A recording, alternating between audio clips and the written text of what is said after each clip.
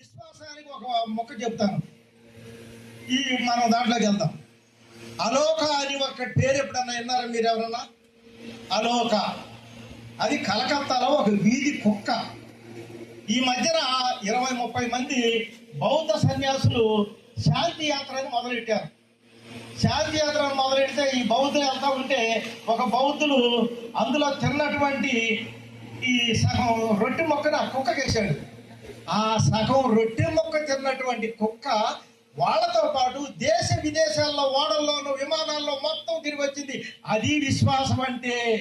కానీ హక్కులు ఇచ్చాడు అంబేద్కర్ గారు, చదువుకునే హక్కు ఇచ్చాడు, మరి రిజర్వేషన్ ఇచ్చాడు, ఉద్యోగం ఇచ్చాడు, ఉద్యోగంలో ప్రమోషన్ ఇచ్చాడు, నువ్వు బట్టలు వేసుకునేది ఇచ్చాడు, మరి అన్ని రకాలుగా ఆత్మగౌరవం ఇచ్చాడు. ఆత్మగౌరవం ఇచ్చినటువంటి బాబాసాహెబ్ అంబేద్కర్ గారి పట్ల మనం విశ్వాసంగా ఉండాలా లేదా? ఖచ్చితంగా ఉండాలి. లేని వాళ్ళు ఉంటారు, అవన్నీ మనకు అనవసరం.